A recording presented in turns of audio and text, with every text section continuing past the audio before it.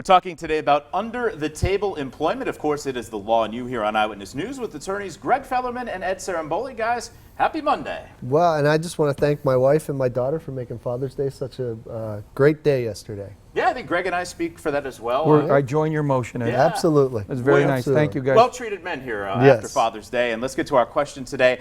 And this one is in from Denise in Towanda. She says, my son is home from the summer from college and was working under the table for a landscaper and injured his back. The owner refuses to pay his medical bills. Can he do this? So does Denise and her son have any rights here?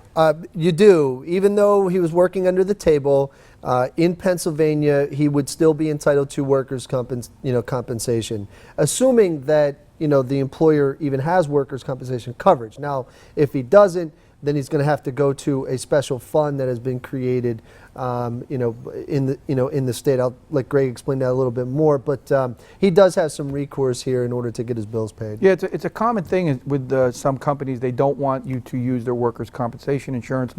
They don't have it. It's a crime.